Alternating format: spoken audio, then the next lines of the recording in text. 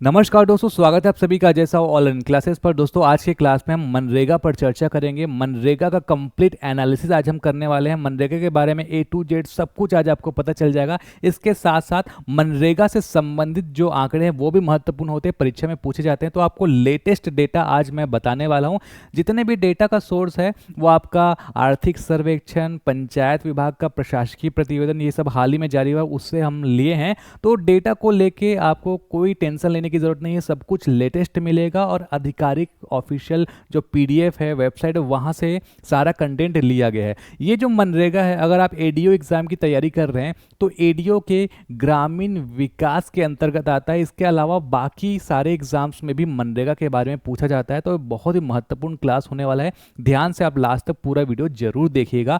अगर आप एडीओ की तैयारी घर बैठे करना चाह रहे हैं तो एडीओ का कंप्लीट पैकेज मात्र 1499 रुपये में अजय साहब online classes mobile application available है। इसके अलावा 3 सब्जेक्ट का भी क्लासेस लेना चाहते हैं तो मात्र 999 रुपये में अवेलेबल है। अधिक जानकारी के लिए स्क्रीन में आपको सारे डिटेल्स दिख रहे होंगे। एप्लीकेशन डाउनलोड कर लीजिएगा, फ्री का एप्लीकेशन है। यहाँ पर आपको सीजीपीएससी, सीजीव्यापम के बहुत सारे कोर्सेज भी दिखेंगे। ठीक है, टॉपिक पर आएंगे, शुरू करेंगे आज का क्लास का नाम है महात्मा गांधी राष्ट्रीय ग्रामीण रोजगार गारंटी अधिनियम। शॉर्ट में इसको हम मनरेगा भी कहते हैं। जब भी आप किसी भी योजना, किसी भी अधिनियम के बारे में हम बात करें तो उसके नाम में आप जरूर फोकस करिएगा, क्योंकि नाम में भी बहुत कुछ छिपा रहता है। जैसे कि यहाँ पर हम देखेंगे तो महात्मा गांधी यहाँ पर लिखा है राष्ट्रीय, मतलब ये केंद्र प्रायोजित योजना है। ग्रामीण मतलब ये स्पेशली ग्रामीण क्षेत्र के लिए लाया गया है। इसके साथ साथ यहाँ पर अधिनियम भी लिखा हुआ है। अधिनियम का मतलब आपको पता है कानून होता है। बाकी योजनाओं में योजना लिखा होता है, यहां पर लिखा हुआ है अधिनियम। तो योजना और अधिनियम में अंतर होता है दोस्तों। ठीक है, क्या होता है अंतर? योजना क्या होता है? किसी भी कार्यक्रम को हम किस प्रकार परफॉर्म करेंगे उसकी एक रूपरेखा होती है। वो काफी लचीला होता है, कोई बाध्यकारी नहीं होता है। गवर्नमेंट उसको कभी भी बदल सकता है। जबकि अधिनियम क्या होता है? अधिनियम काफी पावरफुल होता है, आम जन को एक शक्ति दिया जाता है। और अधिनियम बाध्यकारी होता है, मतलब करना जरूरी है। अगर आप नहीं करेंगे तो दंड का प्रावधान होता है। प्रॉपर संरचना बनी होती है ना। और अधिनियम को क्या है, जैसे संसद में पारित किया जाता है, राज्य में अगर देखेंगे तो राज्य के विधानमंडल में पारित किया जाता है। तो अधिनियम काफ़ी पावरफुल होता है। इसलिए ये जो महात्मा गांधी राष्ट्रीय रोजगार गारंटी अधिनियम है बाकी योजनाओं से भिन्न है। तो शुरू में आपको मैंने नाम से ही कुछ चीज़ें जो बताई है उसको आप ध्यान में रखिएगा। तो महात्मा गांधी राष्ट्रीय रोजगार गारंटी अधिनियम, जिसे हम संक्षेप में क्या कहते हैं, मनरेगा भी कहते हैं, भारत सरकार के द्वारा 2005 में पारित एक महत्वपूर्ण क्या है, अधिनियम अर्थात कानून है। यह योजना इससे पूर्व रोजगार के लिए चल रहे सभी योजनाओं में से भिन्न है, क्योंकि यह सिर्फ कोई योजना या कार्यक्रम नहीं बल्कि एक अधिनियम है। मैंने आपको इन दोनों में डिफरेंस भी बताया है। ठीक है, कि योजना और कानून में अंतर क्या होता है। योजना किसी कार्य या लक्ष्य को प्राप्त करने के लिए बनाई गई एक पूर्व निर्धारित रूपरेखा, मतलब प्लानिंग होता है। समाज में व्यवस्था बनाए रखने के लिए सरकार या आधिकारिक संस्थाओं द्वारा बनाए गए नियम या फिर प्रावधान को हम कानून कहते हैं। योजना का उद्देश्य क्या होता है? किसी कार्य या विकास प्रक्रिया को सुचारू रूप से पूरा करना, जबकि कानून का उद्देश्य होता है सामाजिक व्यवस्था बनाना, न्याय दिलाना, अनुशासन को सुनिश्चित करना। यहां पर आप ध्यान देंगे, योजना जो है अनिवार्य नहीं होता, इसमें लचीलापन होता है, जब चाहे इसे आसानी से बदला भी जा सकता है।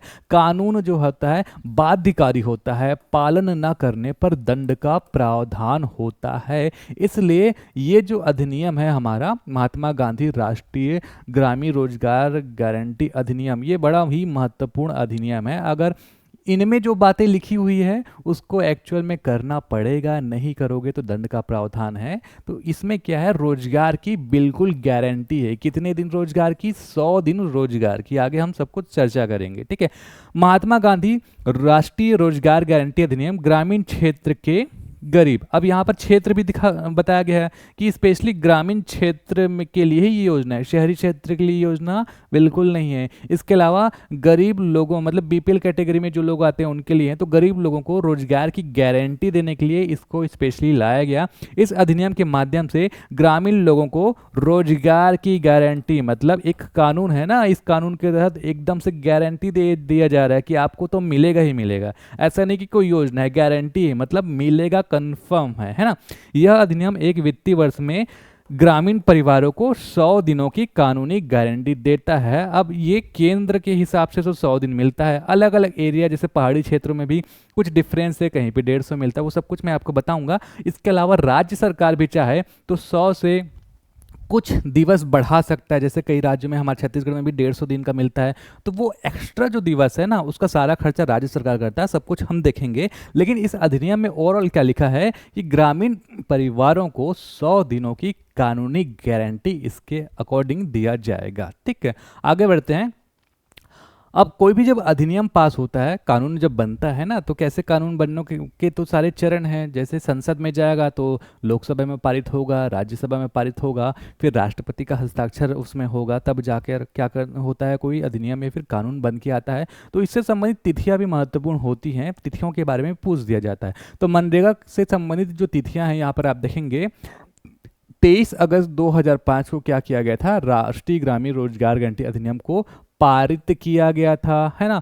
अब जब इसको पारित किया गया था, उस समय प्रधानमंत्री कौन थे? उस समय प्रधानमंत्री मनमोहन सिंह थे, कांग्रेस के जो अध्यक्ष थे, तो सोनिया गांधी की अध्यक्षता में हुई थी, और प्रधानमंत्री कौन थे? मनमोहन सिंह, है ना। तो कब पारित हुआ? 23 अगस्त 2005 को। 7 सितंबर 2005 को अधिसूचना की ये तिथि है। अधिसूचना मतलब जो है आपका, जब ये राजपत्र में प्रकाशित हो जाता है तो अधिसूचना की तिथि 7 सितंबर 2005 को, मतलब यहाँ से अब कानून जो है लागू होने स्टार्ट हो जाता है। तो लागू जो है अलग अलग चरणों में वो हुआ है, 3 चरण में ये लागू हुआ है। तो क्या हुआ, पहले चरण में जो विशेष तौर पे पिछड़े जिले थे भारत के चुनिंदा, वहाँ पर चालू हुआ, उसके बाद थोड़ा सा और उसको एक्सपेंशन किया गया, फिर तीसरे चरण में कंप्लीट पूरे भारत में ये लागू हुआ। तो चरणों को लेकर भी डेट आपको ध्यान में रखना है। आपके 3 चरण में ये लागू हुआ, ये तो पहले ध्यान में आपको रखना है कि कितने चरण में लागू हुआ, 3 चरण में ये लागू हुआ।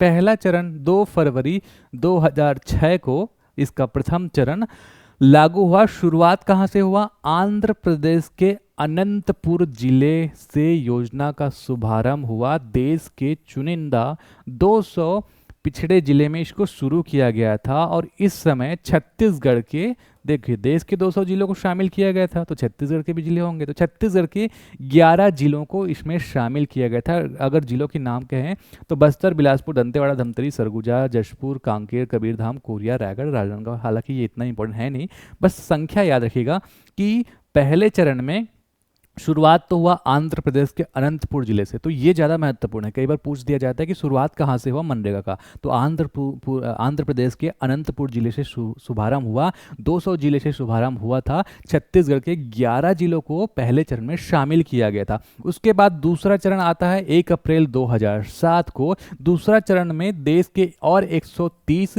नए जिलों को शामिल किया गया, जिसमें छत्तीसगढ़ के अगेन 4 जिलों को शामिल किया गया, जिसमें रायपुर, जांजगीर चांपा, कोरबा और महासमुंद आता है। अब फाइनली 1 अप्रैल 2008 को, देखिए एक साल बाद काम हो रहा है, 6 में, फिर 7 में, फिर 8 में। 1 अप्रैल 2008 को क्या हुआ, इसका तीसरा चरण जब आया तो तीसरे चरण में देश के सभी जिलों में लागू हो गया, और छत्तीसगढ़ में दुर्ग जिले के साथ इसको प्रारंभ किया गया था तीसरे चरण में, मतलब दुर्ग जिले के साथ सभी जिलों में लागू हो गया ये। तो ये एक 3 चरण आपको याद रखना है। इसके साथ साथ अगर एक और डेट याद रखना चाहेंगे तो 2 अक्टूबर 2009, ये वाला डेट कैसे आपको याद रखना है, 2 अक्टूबर महात्मा गांधी का जन्मदिन। तो पहले इस योजना का नाम क्या था, सिर्फ नरेगा था, है ना। नाम में महात्मा गांधी नहीं था। राष्ट्रीय रोजगार गारंटी अधिनियम मनरेगा था, मतलब मनरेगा नहीं था, नरेगा था। बाद में क्या हुआ, ये मनरेगा हुआ। ठीक, तो ये कब नाम में चेंज हुआ, महात्मा गांधी कब जुड़ा, 2 अक्टूबर 2009 को नाम परिवर्तन हुआ। राष्ट्रीय ग्रामीण रोजगार गारंटी अधिनियम नरेगा से नाम बदलकर महात्मा गांधी राष्ट्रीय ग्रामीण रोजगार गारंटी अधिनियम, शुरू में महात्मा गांधी जुड़ा, तो 2 अक्टूबर 2009 को ये काम हुआ। क्या क्या इसके प्रमुख प्रावधान हैं? गरीबी रेखा से नीचे परिवार के अकुशल, अकुशल देखिए यहाँ पर बहुत सारी चीज़ जो है ना आपको ध्यान में रखना है। अकुशल मतलब अनस्किल्ड। ये योजना ऐसा नहीं है कि कोई टेक्निकल लोग को, जिसको मतलब इलेक्ट्रिशियन का काम आता है, जिसको मिस्त्री का काम आता है, जिसको बढ़ई का काम आता है, हम उन लोग को ही काम देंगे। ये ऐसी योजना है जिसको कुछ काम नहीं आता, अनस्किल्ड है, जो गड्ढा भी खोद सकता है ना, उसको भी काम दिया जाएगा। तो ये गरीबी रेखा से नीचे अनस्किल्ड लोगों को रोजगार की गारंटी देता है। अधिनियम के अंतर्गत ग्रामीण क्षेत्र के परिवारों को एक वित्तीय वर्ष में 100 दिवस का रोजगार उपलब्ध कराना एवं स्थायी परिसंपत्तियों का सृजन कराता है। स्थायी परिसंपत्ति का मतलब है जैसे कि बांध बनाना, तालाब बनाना और सड़क बनवाना, तो वो स्थायी संपत्तियों का निर्माण इन योजना मतलब अधिनियम भी कहें इसके अंतर्गत किया जाता है। तो यहाँ पर ध्यान देंगे कि एक परिवार में एक वित्तीय वर्ष मतलब एक साल में 100 दिवस का रोजगार मिलता है। यह अधिनियम ग्रामीण परिवारों को एक वित्तीय वर्ष में 100 दिन का रोजगार की कानूनी गारंटी प्रदान करता है। मनरेगा के नियोजन और कार्यान्वयन में पंचायतों की प्रमुख भूमिका होती है। तो सारा जो काम है पंचायतों के माध्यम से कराया जाता है। कम से कम 50% कार्य ग्राम पंचायत के द्वारा कराया जाता है। कार्य की सिफारिश ग्राम सभा के माध्यम से कराया जाता है। कुछ एक्स्ट्रा जो तथ्य है उसको आप ध्यान में रख सकते हैं। अब इसके उद्देश्य पर चर्चा करेंगे। तो इसके उद्देश्य अगर आप देखेंगे, ऑफिशियल पीडीएफ देखना चाहें तो छत्तीसगढ़ आर्थिक सर्वेक्षण का ऑफिशियल पीडीएफ देख लीजिएगा, या फिर भारत के तौर पे भी अगर मनरेगा के कोई ऑफिशियल पीडीएफ देखेंगे तो उद्देश्य तो सब कुछ सेम होता है ना। आपको सब जगह चीज़ें तो सेम ही दिखेंगी क्योंकि ये पूरे भारत में एक जैसा ही काम करता है। तो यहाँ पर आप देखेंगे उद्देश्य में तो पहला है रोजगार की गारंटी एवं परिसंपत्तियों का सृजन। हमने तो देखा था कि रोजगार की गारंटी देता है कितने दिन की। तो इस अधिनियम के अंतर्गत ग्रामीण क्षेत्र के परिवारों को एक वित्तीय वर्ष मतलब एक साल की हम बात करें तो एक साल में 365 दिन होता है, उसमें से हम 100 दिन रोजगार की गारंटी देंगे और स्थायी परिसंपत्तियों का हम सृजन करेंगे। दूसरा है मांग पर रोजगार, जो मांगेगा उसको दिया जाएगा रोजगार। तो ऐसे ग्रामीण परिवार के वयस्क सदस्य है ना, तो देखिए 18 वर्ष से अधिक होना चाहिए, वयस्क लिखा हुआ है, और ग्रामीण परिवार मतलब बीपीएल कैटेगरी का हो, ग्रामीण क्षेत्र में निवास करता हो, एडल्ट हो, 18 वर्ष से अधिक हो, अकुशल शारीरिक श्रम करने को तैयार हो। अब कई लोग ऐसा है ना कि इस टाइप के काम करने के लिए तैयार भी नहीं होते, तो जो तैयार हो, जो रोजगार मांगना चाहे, तो आवेदन करने पर आवेदन किए जाने के 15 दिवस के भीतर आवेदन करना होगा। आवेदन करे जाने के 15 दिवस के भीतर रोजगार मुहैया कराए जाने का प्रावधान है। ठीक है, तो आवेदन करने के 15 दिन के भीतर महिलाओं को प्राथमिकता दिया जाएगा। जैसे आवेदन तो जिन लोग करेंगे उसमें से देखा जाएगा कि महिलाएं कौन है, तो उनको विशेष तौर पर प्राथमिकता दिया जाएगा। अधिनियम के तहत पंजीकृत परिवार की महिलाओं को रोजगार हेतु अगर वो आवेदन करती हैं तो उन्हें रोजगार उपलब्ध कराने में प्राथमिकता दिया जाएगा। मतलब एक परिवार में 3 सदस्य हैं और 2 पुरुष हैं, एक महिला है, तीनों ने आवेदन किया है, तो महिला को पहले प्राथमिकता दिया जाएगा। और यह भी सुनिश्चित किया जाएगा कि कम से कम 1/3 मतलब 1/3 33% होता है, 33% महिलाओं का आरक्षण। आप समझ लीजिए कि ये कोशिश किया जाता है कि 1/3 महिलाओं को यहाँ पर लाभ मिले। दिव्यांग जनों को उनकी क्षमता के अनुसार रोजगार देने का इसमें उद्देश्य है, क्योंकि दिव्यांग जन हर काम तो कर नहीं सकते, तो उनकी जो कैपेसिटी होगा, क्षमता होगा, उसके अनुसार इस अधिनियम के अंतर्गत काम देने का प्रावधान है। इसके अलावा बेरोजगारी भत्ता भी यहाँ पर दिया जाता है। काम की मांग करने वाला आवेदक को अगर 15 दिवस के भीतर श्रम रोजगार उपलब्ध नहीं होता, यहाँ पर तो गारंटी देने का है कि बाद की 15 दिन के भीतर जो है काम दिया जाएगा, लेकिन अगर नहीं मिलेगा तो बेरोजगारी भत्ता दिया जाता है। बेरोजगारी भत्ता प्रथम 30 दिवस हेतु न्यूनतम मजदूरी दर का 1/4 है ना। पहले 30 दिन के लिए अगर 15 दिन में काम नहीं मिला तो पहले 30 दिन के लिए जो भी आपका मान लो 200 रुपये चल रहा है इसका पर डे के हिसाब से रोजी, तो इसका 1/4 मतलब 50 रुपये बैठे बैठे आपको मिलेगा, है ना। 1/4 होता है प्रथम 30 दिवस के लिए, और 30 दिवस के उपरांत न्यूनतम मजदूरी दर का आधा हो जाता है। मतलब 30 दिन के बाद 31वें दिन से आधा मतलब 1/2, 200 करेंगे कितना होगा, 100 रुपये आपको बैठे बैठे बेरोजगारी भत्ता मिलेगा। तो यहाँ पर बेरोजगारी भत्ता का प्रावधान है, अगर 15 दिन के भीतर काम नहीं मिलेगा तो 16वें दिन से प्रथम 30 दिन के लिए आपको क्या मिलेगा, बेरोजगारी भत्ता 1/4, और 30 दिन के बाद सीधे सीधे 1/2 मतलब आपको 50% न्यूनतम मजदूरी दर का आपको आधा मिलेगा। इसके लिए राज्य शासन द्वारा महात्मा गांधी राष्ट्रीय ग्रामीण रोजगार गारंटी बेरोजगारी भत्ता नियम 2013 भी बनाया गया। तो स्पेशली इसके लिए नियम भी बनाया गया राज्य शासन के द्वारा। अतिरिक्त रोजगार, अब कुछ क्षेत्रों में अतिरिक्त रोजगार का भी प्रावधान है, इसको हम देखते हैं। राज्य शासन मतलब छत्तीसगढ़ की हम बात करें द्वारा वर्ष 2013-14 से महात्मा गांधी नरेगा अंतर्गत 100 दिवस से बढ़ाकर ये रोजगार दिवस को 150 दिवस कर दिया गया है। अतिरिक्त 50 दिवस पर होने वाला जो भी व्यय होगा उसका वहन राज्य शासन द्वारा किया जाता है। देखिए 100 दिवस का जो भी पैसा रहता है वो तो केंद्र सरकार देता है, लेकिन अगर कोई राज्य सरकार इसको बढ़ाना चाहे तो वो बढ़ा सकता है, लेकिन उसका पैसा राज्य सरकार को देना होगा। तो छत्तीसगढ़ में क्या होता है, अतिरिक्त 50 दिन का काम का जो भी वहन होगा उसका खर्चा राज्य सरकार देता है। और यहाँ पे देखिए वन अधिकार पत्र धारक को अतिरिक्त रोजगार मिलता है। वन अधिकार पत्र धारक आदिवासी परिवारों को 150 दिवस का रोजगार भारत सरकार द्वारा ही दिया जाता है। भारत सरकार द्वारा सामान्य क्षेत्र में और सामान्य लोगों को तो अगर आप देखेंगे तो कितना 100 दिन का काम मिलता है, लेकिन वन अधिकार पत्र धारक जो होंगे उनको भारत सरकार से ही आपका 150 दिन का रोजगार का प्रावधान है। लेकिन बशर्ते क्या है, उन परिवारों के पास FRA मतलब ये आपका वन अधिकार पत्र धारक जो होंगे उसके अलावा कोई भी अन्य कोई निजी संपत्ति नहीं होना चाहिए। ठीक है, तो इस टेबल से समझ लीजिए कि कितने कितने दिनों का काम मिलता है। तो सामान्य क्षेत्र में अगर हम देखेंगे तो सामान्य क्षेत्र में भारत सरकार के द्वारा 100 दिन का काम मिलता है। वन अधिकार क्षेत्र में 150 दिन का काम मिलता है भारत सरकार के द्वारा। और अगर कोई प्राकृतिक आपदा, अगर सूखा, प्राकृतिक आपदा क्षेत्र तो 150 दिन का काम मिलेगा केंद्र सरकार मतलब भारत सरकार की ओर से। अब राज्य सरकार की हम बात करें तो राज्य सरकार सामान्य क्षेत्र में अतिरिक्त 50 दिन का काम देता है, तो सामान्य क्षेत्र में इस तरीके से 150 दिन का कुल काम हो जाता है। अब वन अधिकार क्षेत्र में तो ऑलरेडी भारत सरकार 150 दिन का काम दे रहा है, तो राज्य सरकार यहाँ पर कोई योगदान नहीं कर रहा है, तो यहाँ पर भी 150 हो गया। ठीक है, अब यहाँ पर देखेंगे प्राकृतिक आपदा सूखा ग्रसित क्षेत्र में क्या है, इसके अलावा राज्य सरकार 50 दिन का काम देगा, 150 और 50 कितना हो जाएगा, 200 दिन। तो इस तरीके से कुल रोजगार दिवस भी आपको ध्यान में रखना होगा। अगला है प्रधानमंत्री आवास योजना ग्रामीण के हितग्राहियों को लाभ।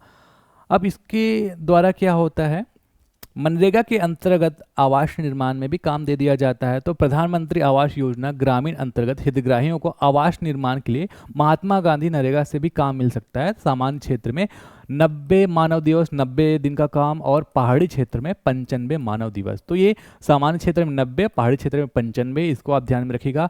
मजदूरी भुगतान, तो श्रमिकों को मजदूरी भुगतान बैंक या फिर डाकघर के बचत खातों के माध्यम से किया जा रहा है।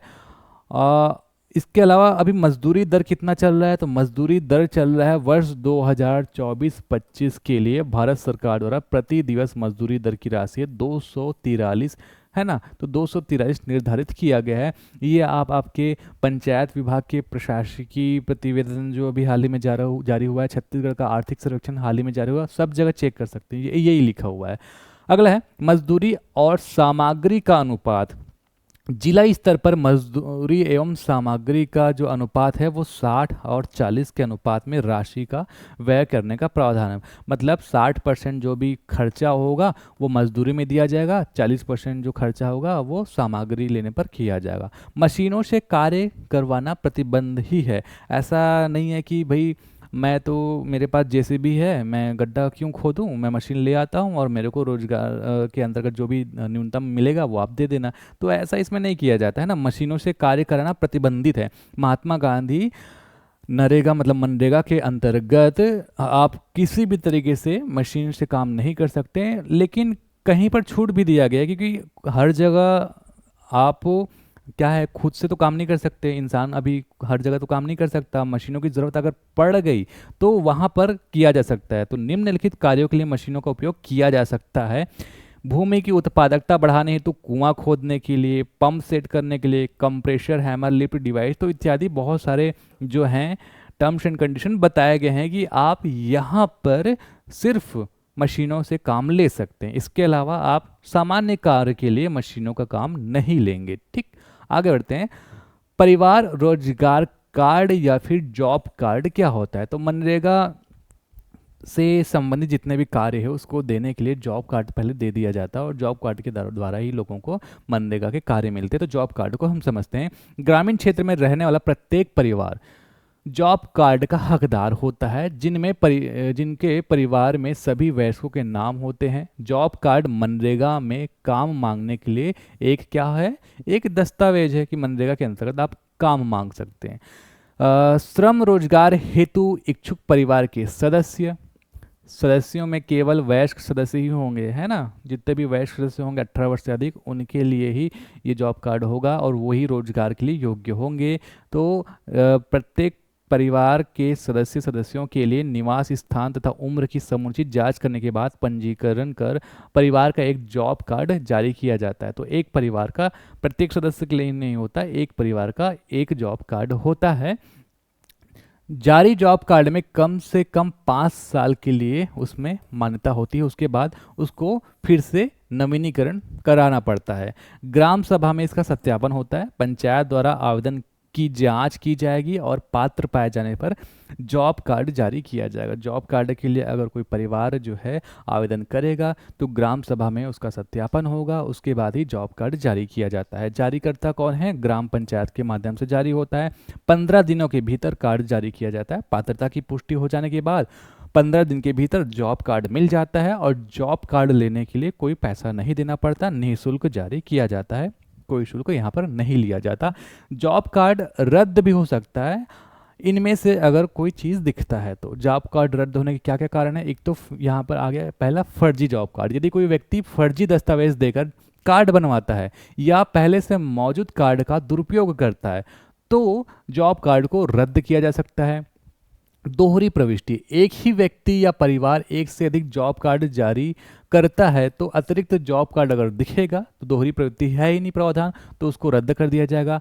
अन्य सरकारी योजनाओं में लाभार्थी होना, यदि कोई व्यक्ति पहले से ही किसी अन्य सरकारी नौकरी में अगर है, किसी योजना में संलिप्त है तो उसके लिए भी जॉब कार्ड नहीं होगा, उसको निरस्त कर दिया जाएगा।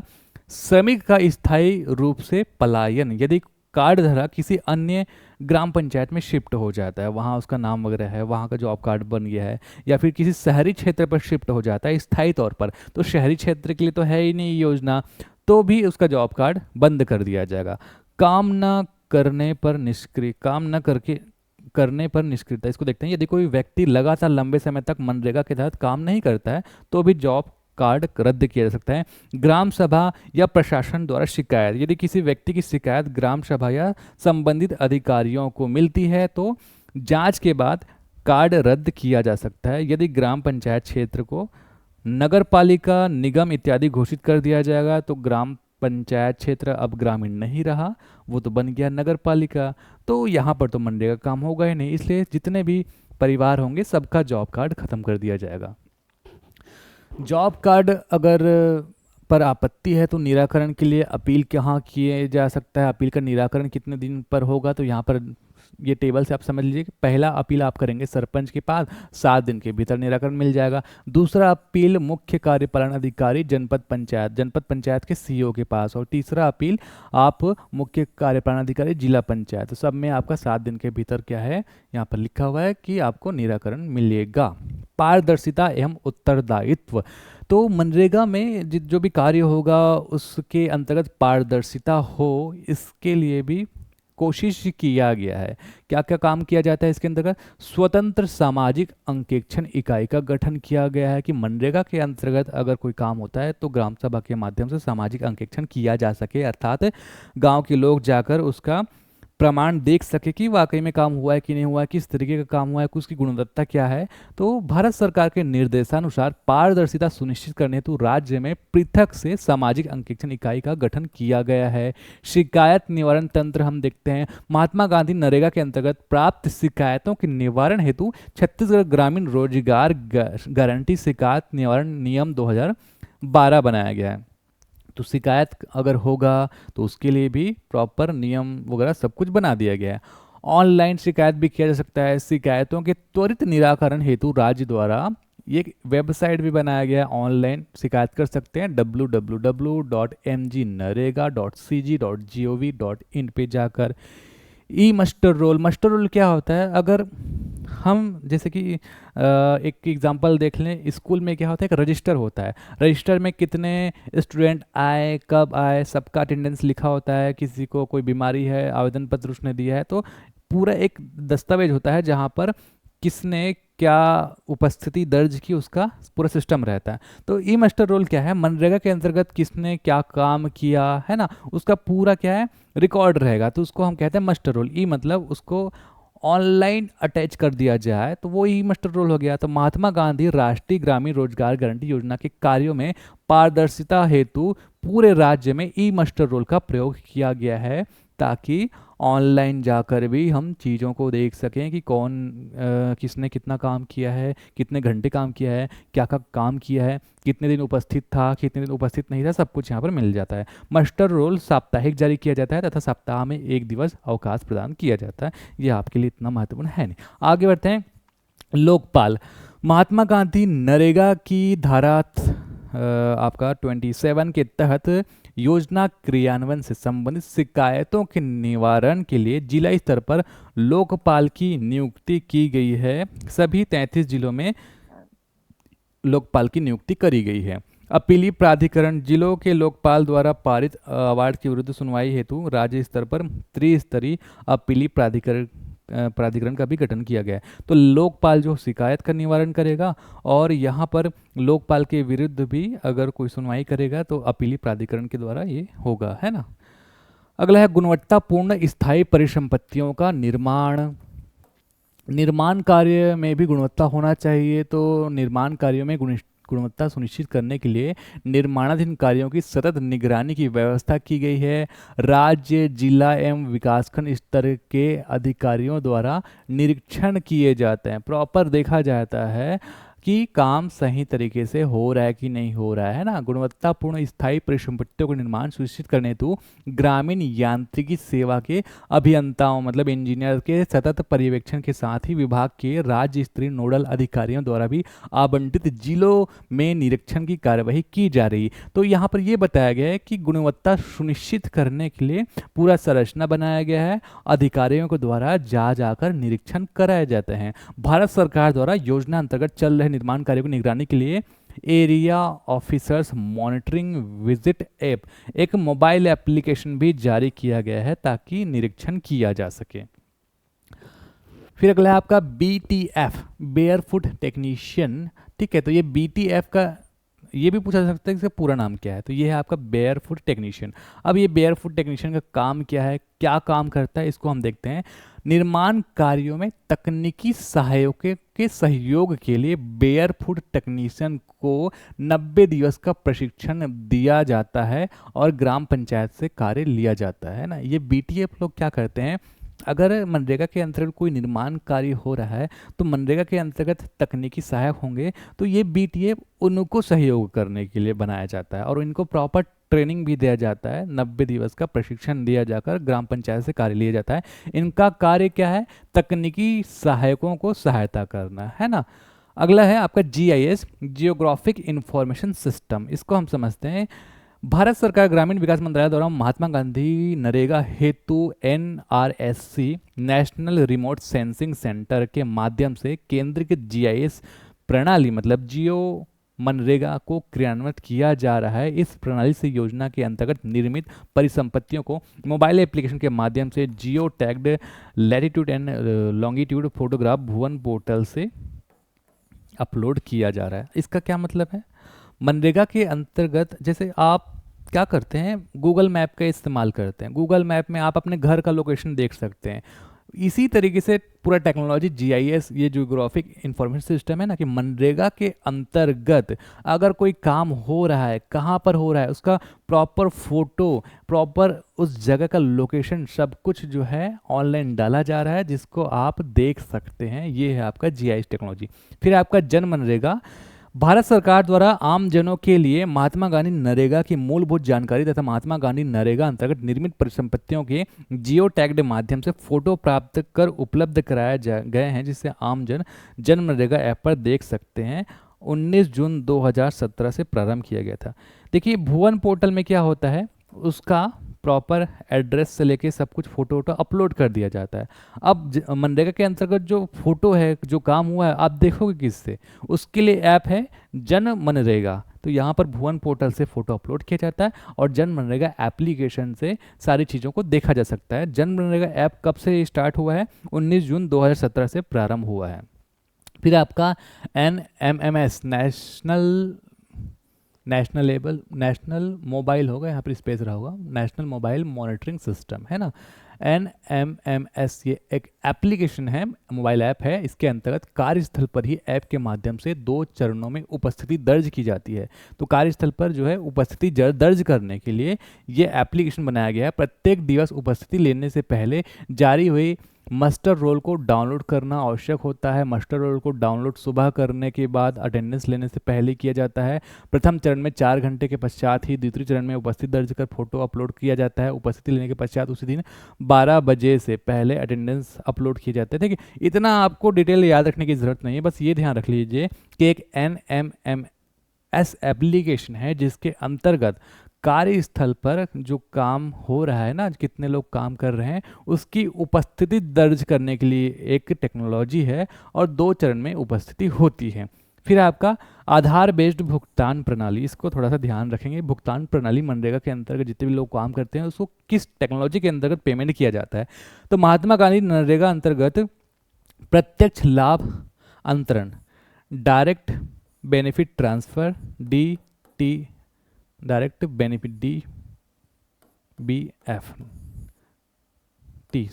DBT इसको कहते हैं ना, डायरेक्ट बेनिफिट ट्रांसफर DBT। तो कई बार शॉर्ट में DBT भी लिख लिया जाता है ना, इसलिए मैं आपको DBT करके बता रहा हूँ। प्रत्यक्ष लाभ अंतरण के अंतर्गत श्रमिकों को सभी भुगतान बैंक डाकघर में श्रमिकों के खातों में भुगतान किए जा रहे हैं। उनके जो बैंक अकाउंट होगा या फिर डाक वाला अकाउंट होगा वहाँ से भुगतान किया जाता है। किंतु अब 1 जनवरी 2024 से योजना अंतर्गत सभी श्रमिकों को केवल आधार आधारित भुगतान प्रणाली के माध्यम से मजदूरी भुगतान किए जा रहे हैं। तो यहाँ पर ध्यान देंगे 1 जनवरी 2024 से योजना के अंतर्गत श्रमिकों का जो भुगतान हो रहा है वो किससे हो रहा है, आधार आधारित भुगतान प्रणाली के माध्यम से। तो भुगतान का प्रणाली पर ध्यान में रख लेना, आधार आधारित भुगतान प्रणाली के माध्यम से मजदूरी का भुगतान किया जा रहा है। आधार जो कार्ड है उसी को ही लिंक करके प्रॉपर सेटअप बनाया गया उस चीज़ के लिए। फिर अगला है आपका सिक्योर सॉफ्टवेयर। भारत सरकार ग्रामीण विकास मंत्रालय द्वारा महात्मा गांधी नरेगा अंतर्गत ग्रामीण पंचायत द्वारा संपादित किए जाने वाले निर्माण कार्यों के प्राक्कलन तैयार करने, तकनीकी स्वीकृति एवं प्रशासकीय स्वीकृति ऑनलाइन प्रदान करने हेतु secure software for estimate calculation using rural rate for employment का राज्य के सभी जिलों में 2018-19 से प्रारंभ किया जा चुका है, जो AMIS से लिंक है। तो ये एक सॉफ्टवेयर है जिसके द्वारा प्राक्कलन तैयार किया जाता है, पूरा ओवरव्यू तैयार कर लिया जाता है। ये पूरा एक टेक्नोलॉजी है ना, तो सॉफ्टवेयर का नाम आप याद रखेंगे। फिर आपका विलंबित मजदूरी भुगतान के लिए मुआवजा, अगर भुगतान करने में विलंब हो गया तो जैसे बेरोजगारी भत्ता काम नहीं मिलने पर मिलता था, उसी तरीके से अगर भुगतान करने में भी विलंब होगा तो यहाँ पर कुछ एक्स्ट्रा पैसा भी दिया जाएगा। कितने % से दिया जाएगा, 0.05%। तो सबको हम देखेंगे। महात्मा गांधी नरेगा की धारा 3 की उपधारा 3 के अनुसार श्रमिक साप्ताहिक आधार पर मजदूरी पाने का हकदार होते हैं। ठीक है, हर सप्ताह पैसा मिलेगा, साप्ताहिक आधार पर मजदूरी पाने का हकदार है। यदि मस्टर रोल बंद होने की तारीख से 15 दिन के भीतर मजदूरी भुगतान नहीं किया जाता, देखिए प्रावधान क्या है, मस्टर रोल बंद हो गया तो 15 दिन के भीतर भुगतान करना है। अगर भुगतान 15 दिन के भीतर नहीं होता तो महात्मा गांधी राष्ट्रीय ग्रामीण रोजगार गारंटी अधिनियम की अनुसूची 2 के पैरा 29, अब एकदम सब कुछ याद रखने की जरूरत नहीं ना कि अनुसूची 2 पैरा 29 ये कुछ नहीं है ना, बस आपको जो मैं आपको बता रहा हूँ उसको याद रखेंगे कि 15 दिन में भुगतान होना चाहिए। 15 दिन में अगर भुगतान नहीं होगा तब क्या होगा, मजदूरी प्राप्तकर्ता मस्टर रोल बंद होने की 16वें दिन से, मतलब 15 दिन के भुगतान नहीं हुआ तो 16वें दिन से विलंब के लिए भुगतान न की गई मजदूरी पर जितना उसका अमाउंट है टोटल मजदूरी, उस पर प्रतिदिन 0.05% की दर से मुआवजा पाने का हकदार होगा। ये आपका 5% नहीं है, ना ही 0.5% है ना, 0.05% है, तो बहुत कम है, इसलिए मैं आपको स्पेशली बता रहा हूँ। 0 पॉइंट के बाद भी 0.5 है। मातृत्व अवकाश भत्ता योजना अंतर्गत निर्माण कार्यों में कार्यरत ऐसे महिला श्रमिकों को जिन्होंने विगत 12 माह मतलब पिछले 1 साल में 50 दिवस मजदूरी कार्य किया है, ऐसे महिला जिन्होंने विगत 12 माह में 50 दिवस का मजदूरी कंप्लीट कर लिया है मनरेगा के अंतर्गत, उनको राज्य शासन के द्वारा मातृत्व अवकाश भत्ता के रूप में 1 माह का मजदूरी राशि का भुगतान राज्य बजट से किया जा रहा है। ठीक है, तो ऐसे महिलाओं जिनका 12 महीने में देखा जाता है कि 50 दिन का उन्होंने मजदूरी किया है, तो राज्य शासन के द्वारा स्पेशल मातृत्व अवकाश भत्ता के स्वरूप में 1 महीने का जितना भी भुगतान है राशि वो प्रदान किया जाता है राज्य सरकार के द्वारा। फिर आपका कार्यस्थल पर उपलब्ध सुविधाएं, क्या क्या उपलब्ध सुविधाएं होनी चाहिए कार्यस्थल पर? तो कार्यस्थल पर एक तो पीने का पानी, पेयजल, छाया हेतु शेड होना चाहिए, प्राथमिक उपचार हेतु सुविधा होना चाहिए, तथा मजदूरों के अगर 5 वर्ष से कम आयु के 5 से अधिक बच्चे हो जाते हैं, 1-2 बच्चे से काम नहीं चलेगा, 5 से अधिक अगर बच्चे हैं तब शिशु घर की सुविधा दिए जाने का प्रावधान है। तो पानी, पीने के लिए पानी सामान्य बात है, छाया हेतु शेड, प्राथमिक उपचार की सुविधा, और किसी को चोट लग गया तो फर्स्ट एड किट वगैरह होना चाहिए, और अगर 5 वर्ष से कम आयु के 5 बच्चे हैं तो शिशु घर का भी प्रावधान है। फिर कुछ संबंधित योजनाओं के भी हम देखेंगे मनरेगा के संबंधित। एक है आपका प्रोजेक्ट उन्नति, वित्तीय वर्ष 2018-19 से 23-24 तक प्रत्येक वित्तीय वर्ष में मनरेगा अंतर्गत 100 दिवस या अधिक कार्य कर चुके परिवारों के हितग्राहियों को राज्य ग्रामीण आजीविका मिशन, जिसको हम क्या कहते हैं, बिहान, इसके माध्यम से RCT, DDU, ये सब हमने पढ़ा था ना अन्य योजनाओं में। आपका DDU हो गया, दीनदयाल उपाध्याय योजना हो गया, RCT हो गया, सबका फुल फॉर्म भी मैंने आपको बता दिया था। तो ये याद रख लेना, बिहान, अगर किसी ने 100 दिवस से अधिक का कार्य करा है तो ऐसे परिवार के हितग्राहियों को राष्ट्रीय ग्रामीण आजीविका मिशन के अंतर्गत प्रशिक्षण दिया जाएगा और रोजगार स्वरोजगार के लिए प्रेरित किया जाएगा। तो प्रोजेक्ट उन्नति में बस इतना याद रखना है कि जिस परिवार ने 100 दिवस का काम उससे अधिक किया है तो ऐसे परिवार के हितग्राहियों को बिहान से लिंक करके प्रशिक्षण दिया जाएगा और रोजगार इत्यादि के लिए ध्यान दिया जाएगा। ठीक, फिर आपका मिशन अमृत सरोवर, भारत सरकार ग्रामीण विकास मंत्रालय के निर्देशानुसार न्यूनतम 1 एकड़ क्षेत्रफल एवं 10,000 घन मीटर जल धारण क्षमता के अमृत सरोवर निर्माण का प्रावधान है। न्यूनतम कितना, 1 एकड़ क्षेत्रफल एवं 10,000 घन मीटर की जल धारण क्षमता के अमृत सरोवर मतलब एक तालाब बनाने का प्रावधान है इस मिशन के अंतर्गत। इस हेतु प्रति जिला निर्धारण लक्ष्य 75 के विरुद्ध वित्तीय वर्ष 24-25 में अब तक कुल 2,902 अमृत सरोवरों का निर्माण किया गया है। तो अमृत सरोवर एक योजना है जिसके अंतर्गत सरोवरों का निर्माण किया जाता है। अब तक यहाँ पर 2024-25 ये आर्थिक सर्वेक्षण वाला डेटा है कि कितना काम किया गया है, तो 2,902 अमृत सरोवरों का निर्माण किया गया है। फिर आपका जलदूत ऐप, भारत सरकार ग्रामीण विकास मंत्रालय द्वारा 29/9/2022 को जलदूत ऐप का शुभारंभ हुआ। कब? 29 सितंबर 2022 को शुभारंभ हुआ, जिसके माध्यम से प्रत्येक ग्राम में 2 से 3 खुले कुओं का जल स्तर नाप कर अक्षांश एवं देशांतर की जानकारी सहित ऐप में अपलोड किया जाता है। मतलब कितना गहरा है, कितना चौड़ा है, सबका जानकारी जो है ऐप में अपलोड कर लिया जाता है। जलदूत ऐप का यही काम है और कुछ इसमें याद रखने लायक है नहीं। फिर आपका नियत नेल्ला नार योजना, तो नियत नेल्ला नार योजना क्या है? नियत नेल्ला नार योजना प्रदेश के 5 जिलों के 8 विकास खंडों के 45 ग्राम पंचायत के 95 ग्राम में शामिल है। बस ये याद रखना कि 5 जिलों में ये अभी चल रहा है, जिसमें नक्सल प्रभावित क्षेत्र एवं पीड़ित परिवारों को सुविधा प्रदान करना एवं मुख्य धारा में लाने हेतु पंचायत विभाग ग्रामीण विकास विभाग को नोडल बनाया गया है, जिसके परिप्रेक्ष्य में सर्वेक्षण कर नक्सल प्रभावित एवं नक्सल पीड़ित परिवारों को समावेशी विकास हेतु महात्मा गांधी नरेगा अंतर्गत जॉब कार्ड जारी करने के लिए प्रावधान है। तो इसमें क्या किया जाता है, नियत निलनार योजना में नक्सल प्रभावित ऐसे 5 जिले जहां पर से पीड़ित परिवार अगर हैं तो उनको सर्वेक्षण कर खोजा जाता है और उन परिवारों को मनरेगा का जॉब कार्ड जारी करके मुख्य धारा में लाने की कोशिश किया जाता है और काम करने के लिए मनरेगा में प्रोत्साहित किया जाता है। ये है नियत निलनार योजना।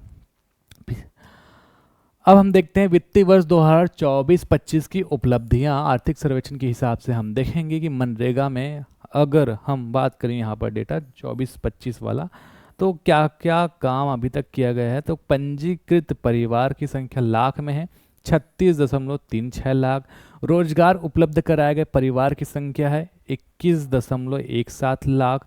उपलब्ध राशि, तो ये राशि उतना महत्वपूर्ण नहीं है, कितना व्यय किया गया सब कुछ टेबल में लिखा है, आप पढ़ सकते हैं। सृजित मानव दिवस 811 लाख में है ये, है ना।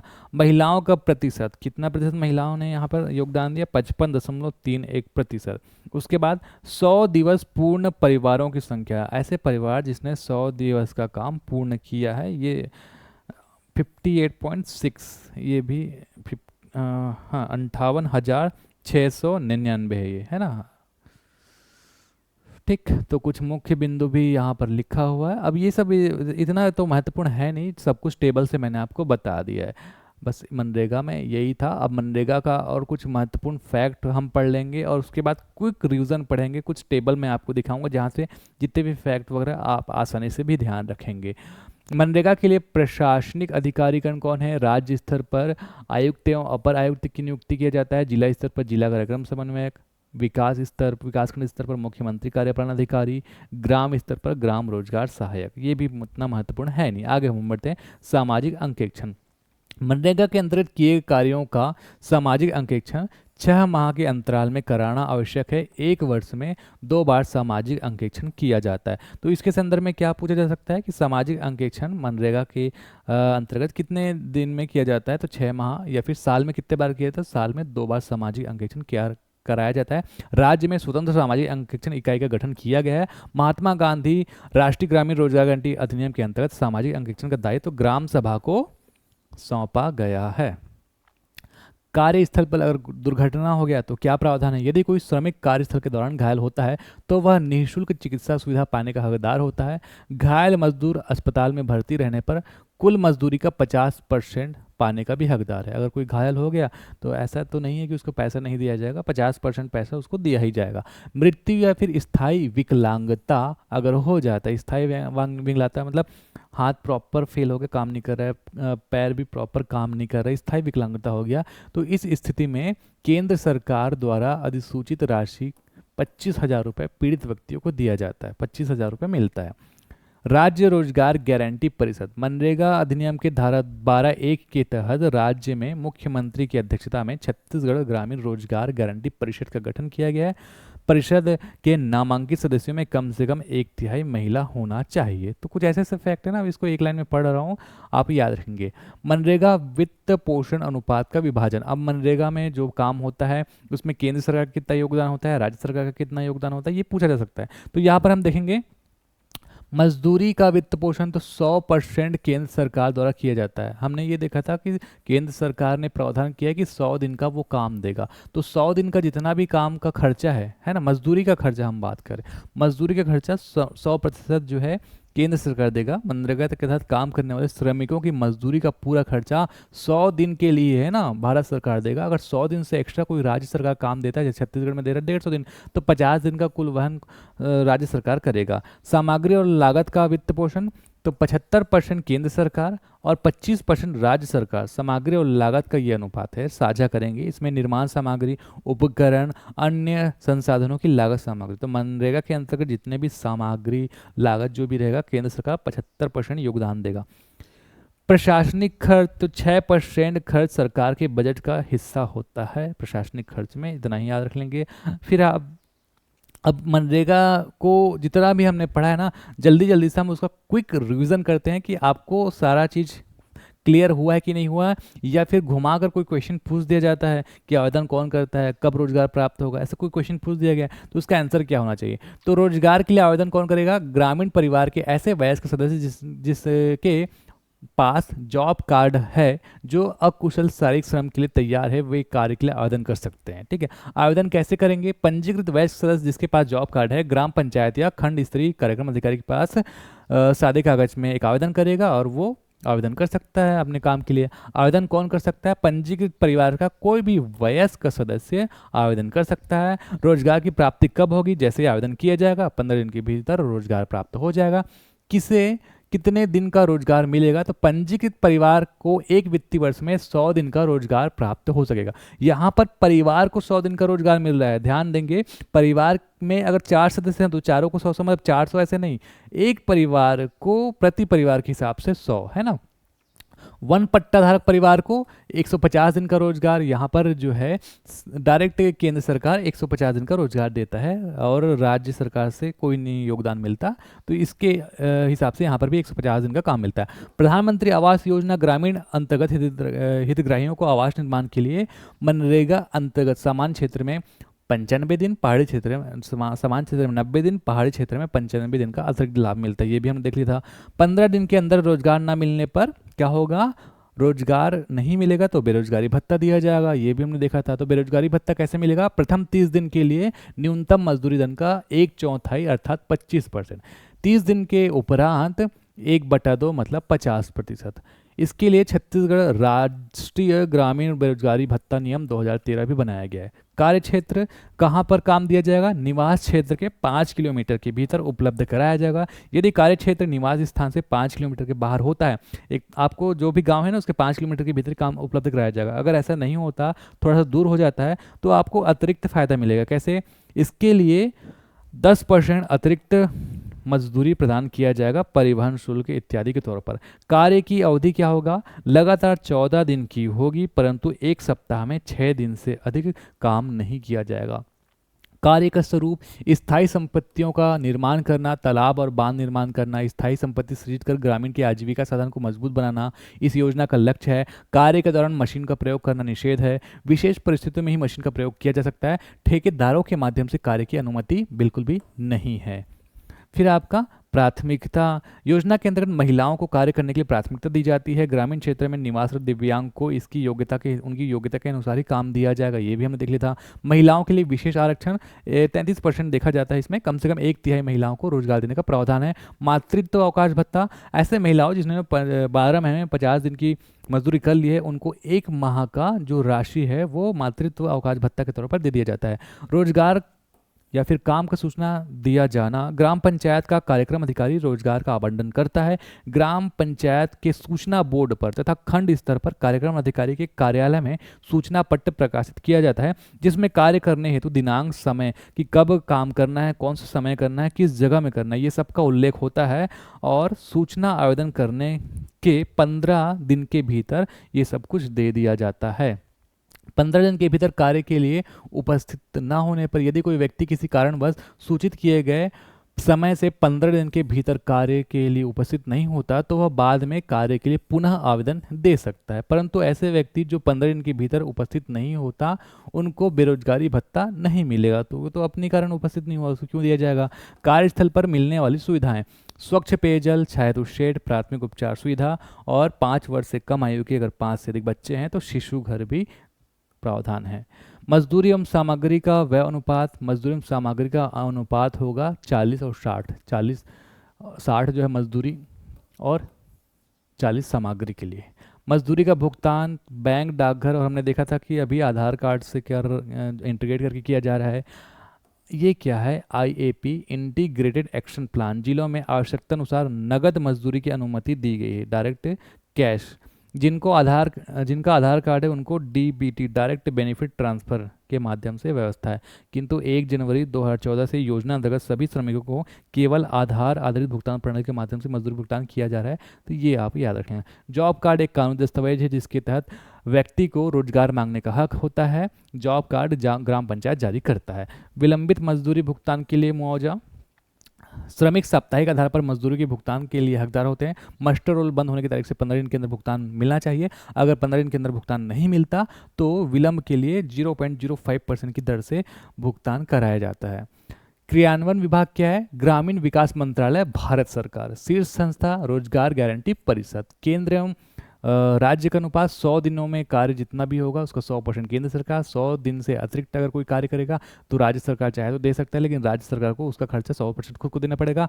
मनरेगा अधिनियम में जो कुल अध्याय है वो कितना है? 6 है, और धाराओं की संख्या वो है 34 है। कुछ स्पेशल धारा याद रख लेंगे आप।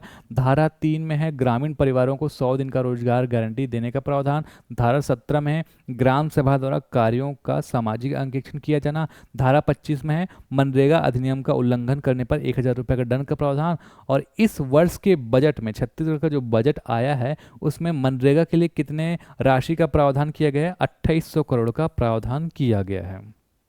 ठीक है, अब इस टेबल से इतना तो मैंने आपको रिवीजन करा दिया। इस टेबल में आपको मैंने एक ही टेबल में एक ही पेज में सब कुछ एक साथ दिख जाए ऐसा एक टेबल बनाया है। जैसे कि मनरेगा 23 अगस्त 2005 को अधिनियम पारित किया गया। 2 फरवरी 2006 को आंध्र प्रदेश के अनंतपुर के साथ 200 जिलों में चालू किया गया। इस समय छत्तीसगढ़ के 11 जिलों में चालू किया गया था। 1 अप्रैल 2008 से देश के सभी जिलों में चालू हो गया। 2 अक्टूबर 2009 को जो नरेगा नाम था उसमें महात्मा गांधी जोड़ा गया, मतलब मनरेगा किया गया। इसका उद्देश्य क्या है? गरीबी रेखा से नीचे अकुशल लोगों को ग्रामीण क्षेत्र के रोजगार की गारंटी देना। इच्छुक ग्रामीण को केंद्र से 100 दिन का रोजगार मिलता है, वन पट्टाधारी को 150 दिन का रोजगार मिलता है। प्रावधान क्या है? 15 दिन के अंदर रोजगार देना। अगर 15 दिन के अंदर रोजगार नहीं मिलता तो 1/4 हिस्सा बेरोजगारी भत्ता। 30 दिन के भीतर काम न मिलने पर 1/2 हिस्सा बेरोजगारी भत्ता। 5 किलोमीटर के अंदर अगर काम न मिलने पर 10% और मजदूरी अलग से। केंद्र और राज्य का अनुपात 100 दिन के कार्यों के लिए जितना कार्य का व्यय होगा 100% केंद्र सरकार। सामग्री और लागत का अनुपात है 75 और 25। मजदूरी और सामग्री का अनुपात है 60 और 40। इस तरीके से सब कुछ हमने देख लिया। अब अगले क्लास में हम क्या करेंगे? जितने भी चीज़ें हमने पढ़ा उसका महत्वपूर्ण एमसीक्यूज भी डिस्कस करेंगे। जिन्होंने पेड क्लास लिया हुआ है एप्लीकेशन में उनको आगे के जितने भी क्लासेस हैं वो मिलेंगे। और अगर आप ऐसे क्लासेस ज्वाइन करना चाहते हैं, पूरा सीरीज ज्वाइन करना चाहते हैं तो एडीओ का कंप्लीट पैकेज मोबाइल एप्लीकेशन में अवेलेबल है, आप परचेज कर सकते हैं। तो आज के लिए बस इतना ही। नमस्कार, धन्यवाद।